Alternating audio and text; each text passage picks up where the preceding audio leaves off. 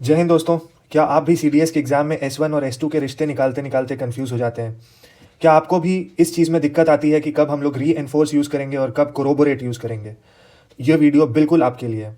UPSC आपके इसी confusion का फ़ायदा उठाता है, लेकिन मैं इस चीज़ की गारंटी देता हूँ कि अगर आपने इस चीट शीट को ठीक से यूज़ कर लिया तो फ्रॉम नाउ ऑन आप बहुत आराम से 8 आउट ऑफ 10 क्वेश्चन इस सेक्शन के बहुत आराम से आप सॉल्व कर पाओगे।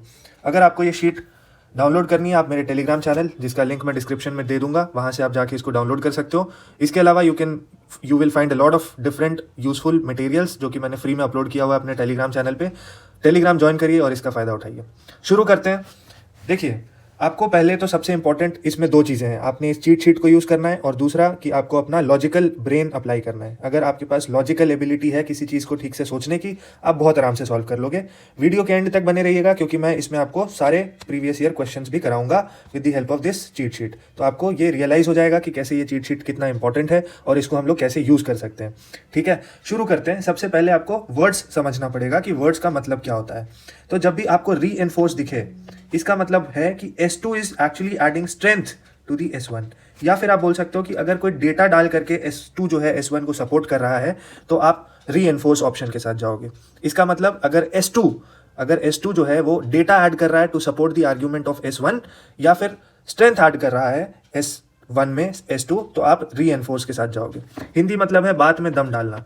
अगर S1 कोई बात कह रहा है, उस बात में अगर मैं दम डाल रहा हूँ S2 के माध्यम से, तो मैं री एनफोर्स ऑप्शन के साथ जाऊंगा। ठीक है, उसके बाद आप ये शॉर्टकट भी आप यूज़ कर सकते हो। आप ये वर्ड्स को बीच में डाल के चेक कर सकते हो कि ये फिट बैठ रहा है तो सही हो जाएगा। उसके बाद वर्ड है corroborate.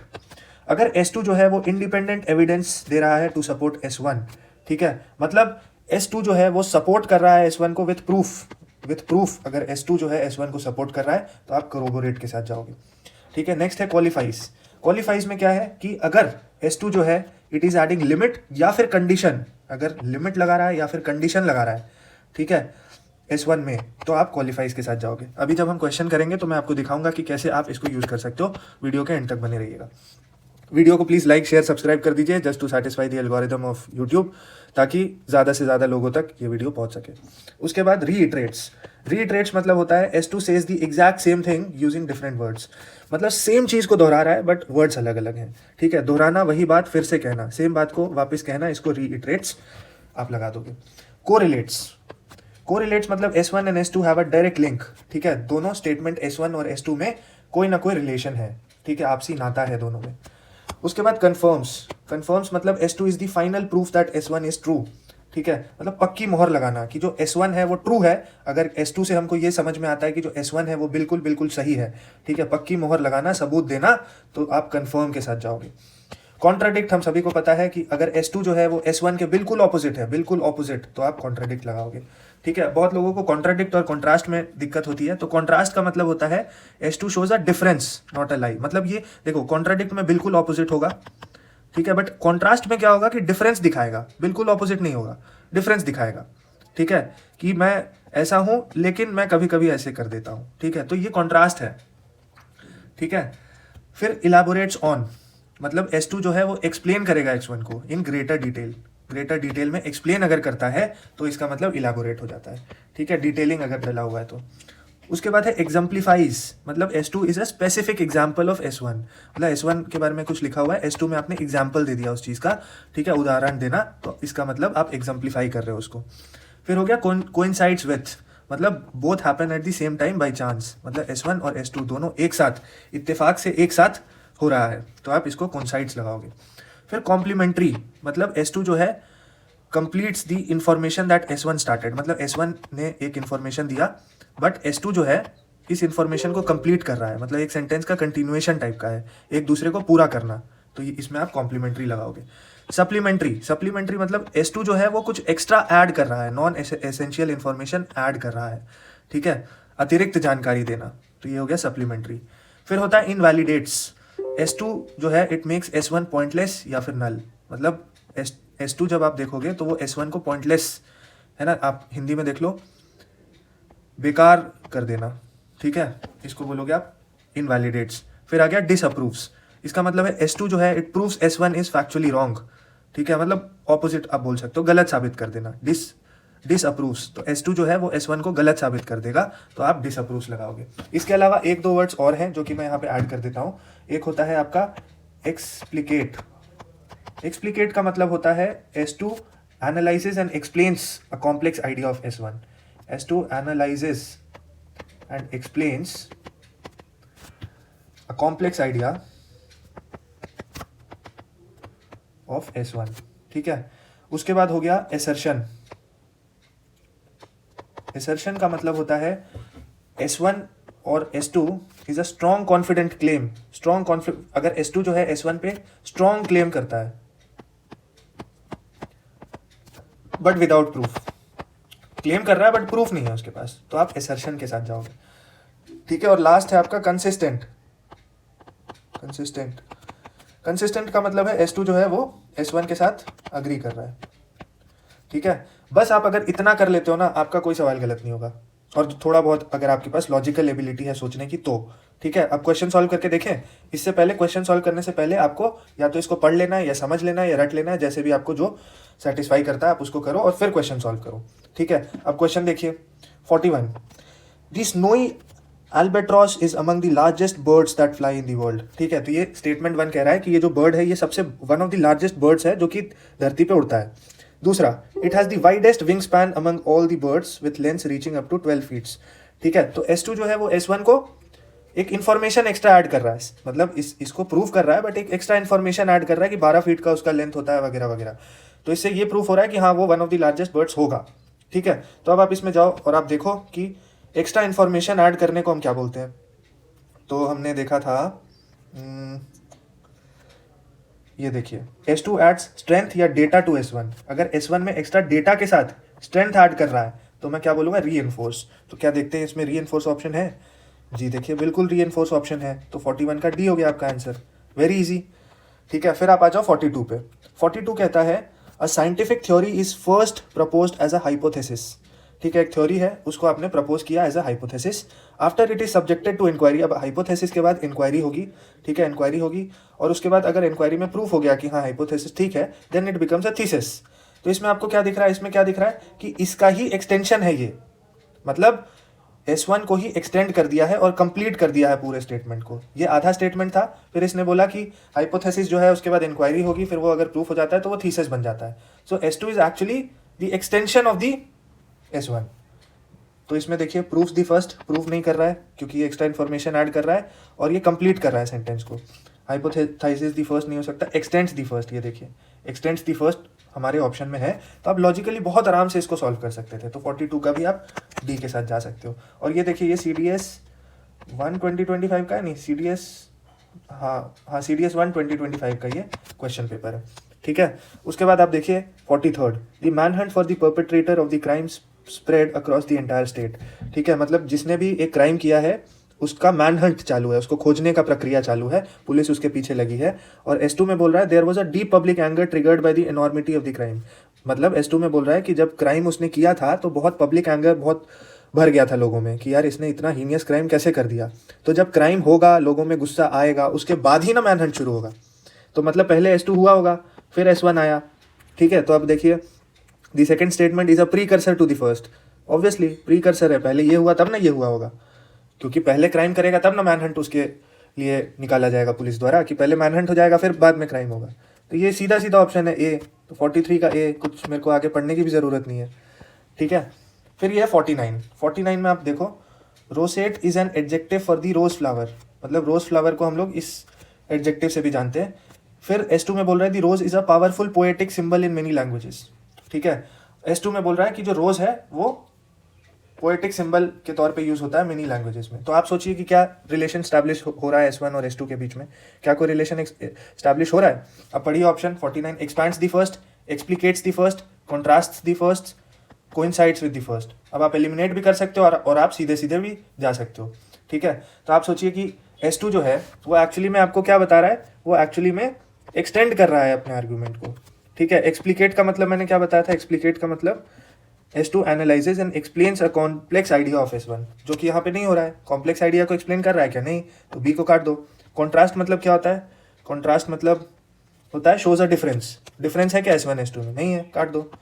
Coincides with the first, coincides पढ़ लो क्या होता है, coincides both happen at the same time by chance. ये हो रहा है क्या, नहीं हो रहा है, काट दो। आप एलिमिनेशन से भी एक्सपैंड पे जा सकते हो, और अगर आपका दिमाग ठीक है, लॉजिकली आप सोच सकते हो, तो आप सीधे सीधे ए पे जा सकते थे, ठीक है, क्योंकि इसका आंसर सीधा है, बहुत सीधा है, लॉजिकली सीधा सीधा आंसर था इसका, ठीक है। फिर 50, the early birds gets the worm, ठीक है। दूसरा, to go about one's task expeditiously is to achieve one's goal. मतलब देखो इसमें बोल रहा है कि जो पहले एफर्ट डालेगा उसको फल मिलेगा, ठीक है, इनडायरेक्टली ये कह रहा है, जो पहले एफर्ट डालेगा, जो पहले उठेगा, उसको फल मिलेगा। दूसरे स्टेटमेंट में कह रहा है to go out about one's task expeditiously is to achieve one's goal, ठीक है, अपने गोल के पीछे जाओगे, भागोगे, तभी गोल अचीव कर पाओगे, ठीक है, इन सिंपल वर्ड्स ये कह रहा है। अब देखो इसमें क्या बोल रहा है, it makes assertion about the first. Assertion का मतलब क्या बताया था मैंने, S1 और S2 स्ट्रॉन्ग क्लेम कर रहा है विदाउट प्रूफ, ठीक है, ओके ओके। फिर दूसरा है provides a metamorphical reassertion of the first, reinforces the assumption of the first, contrasts with the first। contrast हो रहा है क्या, ऑपोजिट है क्या, नहीं है। reinforces the assumption of the first, reinforces का मतलब क्या होता है, यहाँ पे देखिए, reinforces, S2 adds strength या data to S1, ठीक है, तो ये हो रहा है क्या, स्ट्रेंथ ऐड कर रहा है ना आर्ग्यूमेंट में, इस आर्ग्यूमेंट में ये स्ट्रेंथ ऐड कर रहा है ना S2, तो इसीलिए reinforces के साथ जाऊंगा मैं, ठीक है। So S2 is actually adding strength to S1, that is why option C हमारा सही होगा, ठीक है। और असर्शन क्यों नहीं होगा, क्योंकि क्लेम नहीं कर रहा है ये कुछ, ये क्लेम नहीं कर रहा है, स्ट्रॉन्ग क्लेम विदाउट प्रूफ नहीं हो रहा है यहाँ पे, रीएनफोर्स कर रहा है। क्यों, रीएनफोर्स का मतलब क्या देखा था, एडिंग डेटा या adding strength to the argument, तो आर्ग्यूमेंट सेम है, बस थोड़े स्ट्रेंथ के साथ आर्ग्यूमेंट प्रेजेंट किया था, इसीलिए सी हो जाएगा इसका आंसर, ठीक है। फिर आ जाइए 44th पे, awareness about one's own personality type is very important, ठीक है, अपने पर्सनालिटी टाइप का अवेयरनेस होना बहुत ज़रूरी है। और S2 बोल रहा है self awareness is a difficult goal for most people. Self awareness होना इंपॉर्टेंट है, लेकिन S2 बोल रहा है कि सेल्फ अवेयरनेस जो है बहुत डिफिकल्ट होता है लोगों के लिए। तो अब देखिए कॉन्ट्राडिक्ट कर रहा है क्या, कॉन्ट्राडिक्ट नहीं कर रहा है, ठीक है, कॉन्ट्राडिक्ट कर रहा है, नहीं कर रहा है।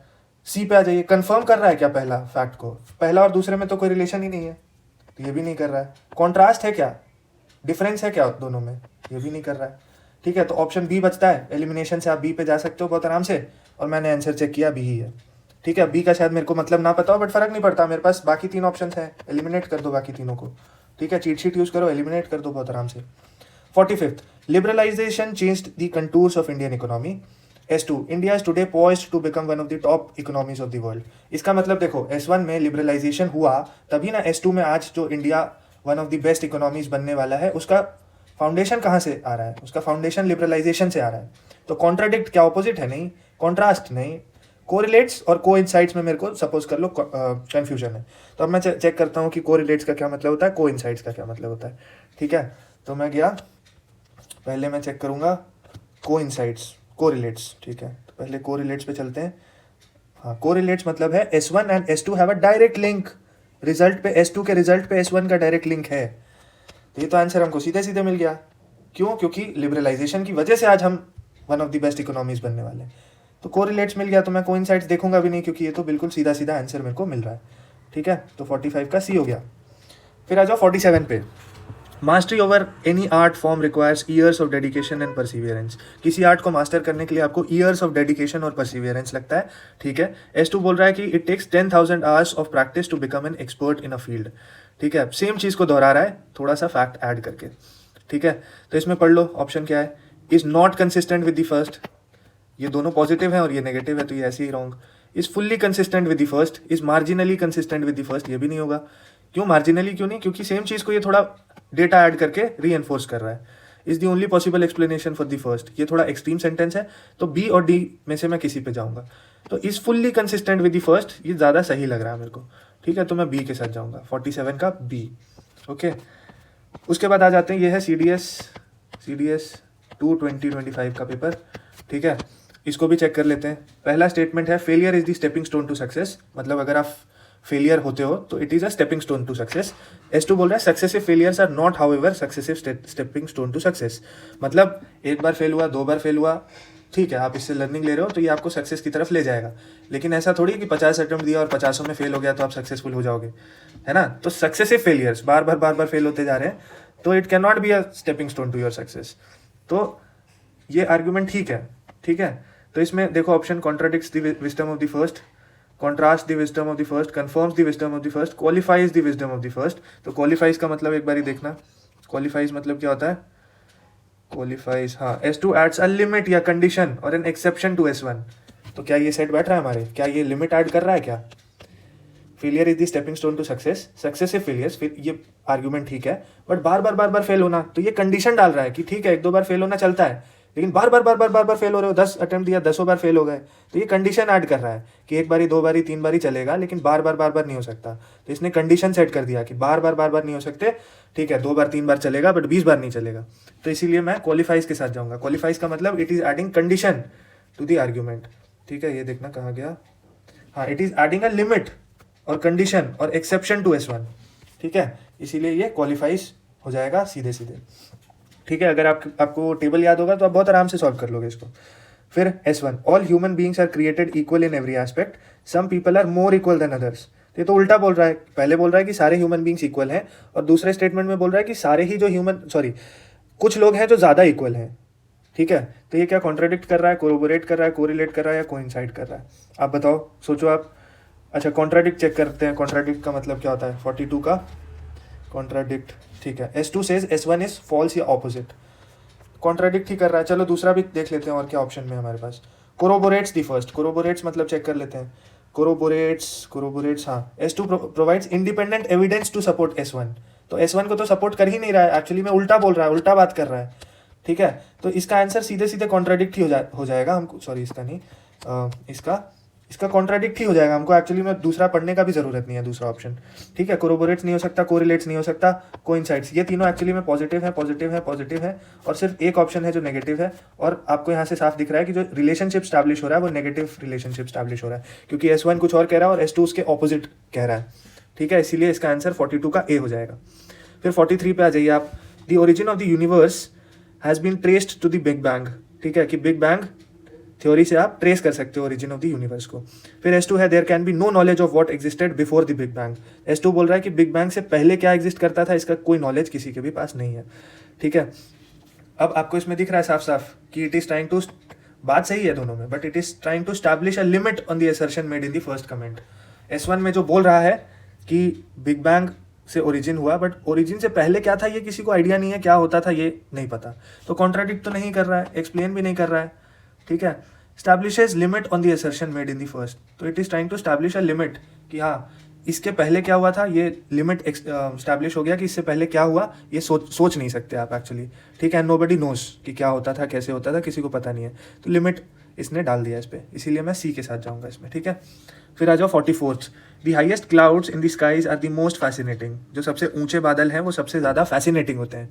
और S2 बोल रहा है we are most attracted to those things that are most out of our reach. तो ये एक तरह से सेम ही चीज़ दोहरा रहा है बट अलग शब्दों में दोहरा रहा है, ठीक है। तो अब आप इसमें देखिए, रीइटरेट्स, एनल्स तो नेगेटिव हो गया, तो ये बाहर, कॉन्ट्राडिक्ट भी उल्टा हो गया बाहर, ये भी बाहर, रीइटरेट्स ही बच रहा है एक, अगर आप एलिमिनेशन से भी जाओगे तो। अब आप देख लो रीइटरेट का मतलब क्या होता है, रीइटरेट का मतलब होता है, ये देखिए, S2 says the exact same thing using different words, ठीक है। तो इसमें एग्जैक्ट सेम थिंग बोल रहा है ना, जैसे आप देख लो, जो सबसे ऊंचे बादल होते हैं बहुत फैसिनेटिंग होते हैं, और ऑब्वियसली जो बहुत फैसिनेटिंग होते हैं आपको वही चाहिए होता है, जो सबसे ज़्यादा फैसिनेटिंग चीज़ें होती हैं वही हमको चाहिए होता है। और S2 में बोल रहा है we are most attracted to those things that are most out of our reach, और जो बहुत फैसिनेटिंग होती है मोस्ट ऑफ द टाइम्स वो हमारे रीच के बाहर होती है। कैटरीना कैफ मेरे लिए बहुत फैसिनेटिंग है बट वो आउट ऑफ रीच है, ठीक है। ऐसे करके समझने की कोशिश करिए, क्योंकि जो चीज़ बहुत फैसिनेटिंग होती है most of the times out of reach होता है, तो इसीलिए रीइटरेट्स सही हो गया, ठीक है। अच्छा, आई वॉज ऑल्सो प्लानिंग कि भाई CDS के एग्जाम में most of the times current affairs जो आते हैं, जितना मैंने एनालाइज किया है, वो PIB वगैरह से बहुत ज़्यादा आ रहे हैं, approx 60% of the questions PIB से आ रहे हैं, ठीक है। सो आई वॉज प्लानिंग कि मैं एक वीडियो बनाता हूँ 2-2.5 घंटे का, जिसमें we will cover the PIB updates for the last 6 months, ठीक है। सो काफ़ी मेहनत लगेगी, so if I get more than 60 comments on this video PIB updates वाले करंट अफेयर्स का वीडियो के लिए, तो I will make one just before the exam so that you can just look at the video and I am sure you will get 60% of the questions directly from the PIB updates, ठीक है। तो अगर आपको चाहिए, आप चाहते हो तो आप कमेंट कर देना, तो हम सोचेंगे और बनाएंगे उस पर वीडियो, ठीक है। 45th, a 4-stroke engine is more efficient then a 2-stroke engine, ठीक है। 2-stroke इंजन से ज़्यादा एफिशिएंट होता है 4-stroke इंजन। उसके बाद लिखा है the 2-stroke engine has been phased out, और जब अब देखो स्टेटमेंट 1 में बोल रहा है कि जो 4 स्ट्रोक है ज़्यादा एफिशिएंट है, 2 स्ट्रोक कम एफिशिएंट है, और कम एफिशिएंट है इसीलिए उसको फेज आउट कर दिया गया है। और क्यों किया है? To protect the environment. अब इसमें आप देखना कि ठीक है, स्टेटमेंट 1 को ही स्टेटमेंट 2 दोहरा रहा है, थोड़ा एक एक्स्ट्रा इन्फॉर्मेशन ऐड करके। ठीक है, तो हम इसमें देखते हैं ऑप्शन कोरिलेट्स, कॉन्ट्राडिक्ट्स। कॉन्ट्राडिक्ट तो नहीं कर रहा है, कॉन्ट्रास्ट भी उल्टा होता है, नहीं कर रहा है। कोरिलेट और कन्फर्म में हमको डिसाइड करना है कि क्या होगा आंसर। ठीक है, तो पहले हम कोरिलेट का मतलब देखते हैं, फिर हम देखेंगे कन्फर्म का मतलब। ठीक है, तो देखते हैं कोरिलेट। कोरिलेट का मतलब होता है S1 and S2 have a direct link. S2 के रिजल्ट पे S1 का डायरेक्ट लिंक है। तो S2 में क्या हो रहा है? इंजन फेज आउट कर रहे हैं हम। और क्यों कर रहे हैं? क्योंकि जो इंजन है फेज 2 इंजन है वो कम एफिशिएंट है, इसलिए फेज आउट कर रहे हैं। तो S2 जो है वो एक्चुअली में डायरेक्ट रिजल्ट है S1 का, इसीलिए कोरिलेट्स के साथ जाऊंगा। कंफर्म पढ़ने की जरूरत नहीं है क्योंकि मैंने शीट से देख लिया, कोरिलेट्स का मतलब सही बैठ रहा है इस कॉन्टेक्स्ट में। ठीक है, फिर आ जाओ 46। Bottled water is safer than tap water. मतलब नलका का पानी जो है वो कम सेफ है, और जो आरओ वाला पानी है, जो बॉटल्ड वाटर है बिस्लरी वाला, it is more safer than the tap water. ठीक है, S2 में बोल रहा है in many countries tap water is fed to babies. S2 में बोल रहा है लेकिन कुछ कंट्रीज ऐसी हैं जहाँ पे नलके का पानी जो है बच्चों को देते हैं। इसका मतलब कि जिन कंट्रीज में नलके का पानी बच्चों को देते होंगे, उस कंट्रीज में नलके का पानी भी बहुत ज़्यादा सेफ होता होगा, and it would be as safe as bottled water. ठीक है, तो इसका मतलब ये बिल्कुल S2 जो है वो बिल्कुल उल्टा है S1 के। ठीक है, तो अब देखो asserts द फर्स्ट गलत, कन्फर्म्स द फर्स्ट गलत, कॉन्ट्रास्ट विद द फर्स्ट, ठीक है, is an extension of the first गलत। एलिमिनेशन से मैं C पे चला गया बहुत आराम से, क्योंकि ये उल्टा है तो मतलब नेगेटिव रिलेशन स्टैब्लिश हो रहा है। ये पॉजिटिव है काट दो, ये पॉजिटिव है काट दो, ये पॉजिटिव है काट दो, सिर्फ एक नेगेटिव बचा C। ठीक है, बाद में आपको चेक करना होगा तो आप कॉन्ट्रास्ट का मतलब भी देख के आप चेक कर सकते हो, नो इश्यूज। फिर आ जाओ 47 पे। The peacock is India's national bird. India का नेशनल बर्ड है पीकॉक। और S2 है the great Indian bustard is the state bird of Rajasthan. तो S2 जो है वो एक एक्स्ट्रा इन्फॉर्मेशन ऐड कर रहा है S1 में। ठीक है, ना कॉन्ट्रास्ट कर रहा है, उल्टा है क्या, नहीं कर रहा है, ओपिनियन डिफरेंस है क्या, नहीं है। ठीक है, तो ये क्या कर रहा है? This is just adding an information to S1। तो देख लो, provides additional information to what is content in the first, provides contradictory तो नहीं है, प्रोवाइड्स लेस इन्फॉर्मेशन नहीं है, provides explanatory information to what is content नहीं है। 47 का A एडिशनल इन्फॉर्मेशन। ठीक है, फिर 49। Forest cover is conducive to ecological recovery, unchecked urbanisation leads to environmental degradation. मतलब फॉरेस्ट कवर होना बहुत जरूरी है इकोलॉजिकल रिकवरी के लिए। और दूसरे स्टेटमेंट में बोल रहा है कि जो रैपिड अर्बनाइजेशन है, तो अर्बनाइजेशन के लिए पेड़ पौधा काटना जरूरी है, तब ना अर्बनाइजेशन एक्सपैंड होगा। It leads to environmental degradation. ये पॉइंट सही है। ठीक है, अब देखते हैं ऑप्शन देखते हैं। Correlates to the first, disputes the first, contrast with the first, contradicts the first. ठीक है, अब एक एक करके चेक करते हैं कि क्या हो सकता है। कोरिलेट, अच्छा पहले forest cover is conducive to ecological recovery, मतलब फॉरेस्ट कवर होना जरूरी है। और दूसरे में बोल रहा है unchecked urbanisation leads to environment, forest जो है डिग्रेड हो रहा है बिकॉज ऑफ अनचेक्ड अर्बनाइजेशन। ठीक है, तो देखते हैं कोरिलेट्स द फर्स्ट। कोरिलेट्स का मतलब देखते हैं। Correlates S1 and S2 have a direct link. तो डायरेक्ट लिंक तो स्टैब्लिश नहीं हो पा रहा है ना, क्योंकि ये बात कर रहा है इकोलॉजिकल कवर की जो कि अच्छा होता है, और ये बात कर रहा है अनचेक्ड अर्बनाइजेशन की जो कि खराब हो रहा है। तो ये पॉजिटिव स्टेटमेंट है, ये नेगेटिव है। ठीक है, तो पॉजिटिव नेगेटिव मिलके हमेशा नेगेटिव होता है, ये ध्यान रखना। तो कोरिलेट तो नहीं हो रहा है, हमने अभी चेक किया। डिस्प्यूट्स दी फर्स्ट, एक ये नेगेटिव है, कॉन्ट्रास्ट नेगेटिव है, कॉन्ट्राडिक्ट ये भी नेगेटिव है। तो चलो देखते हैं कॉन्ट्राडिक्ट का क्या मतलब होता है। तो कॉन्ट्राडिक्ट का मतलब होता है, कॉन्ट्राडिक्ट, हाँ, S2 says S1 is opposite या फॉल्स। तो ये भी नहीं हो रहा, फॉल्स या ऑपोजिट थोड़ी बोल रहा है इसमें। ठीक है, तो कॉन्ट्राडिक्ट भी नहीं हो रहा। फिर देखते हैं कॉन्ट्रास्ट। कॉन्ट्रास्ट मतलब क्या है? कॉन्ट्रास्ट मतलब है S2 shows a difference not a lie, so it is not completely opposite but it shows a difference. तो ये हमारे केस में ये सबसे ज्यादा फिट ऑप्शन बैठ रहा है। ठीक है, it is trying to show a difference कि भाई एक जगह पे बोल रहा है कि रैपिड जो फॉरेस्ट कवर है it is conducive for the recovery, दूसरी जगह बोल रहा है अगर अर्बनाइजेशन को चेक नहीं किया गया तो ये लीड टू एनवायरमेंटल डिग्रेडेशन। तो आप कॉन्ट्रास्ट के साथ जा सकते हो। ठीक है, तो C हो गया इसका आंसर। ठीक है, वेरी इजी। तो आप इसको डाउनलोड कर लेना टेलीग्राम से और इसका फ़ायदा उठाइए, इसको रट लीजिए, और I can guarantee you 8 out of 10 marks if you do this well, and this will definitely take you, or this will definitely give you an edge over your competitors, and that is what is needed when you are sitting for any of the competitive exams. ठीक है, तो अगर आपका competitor 4 out of 10 ले पा रहा है और आप अगर 8 ले रहे हो, आप ऑलरेडी बहुत आगे चले जाते हो अपने कॉम्पिटिशन से। ठीक है, तो कमेंट करके बताइएगा अगर आपको करंट अफेयर्स का चाहिए। उसके अलावा अगर आपको किसी और टॉपिक पे वीडियो चाहिए तो आप मेरे को कमेंट करके बता सकते हो। Thank you so much, all the best, take care.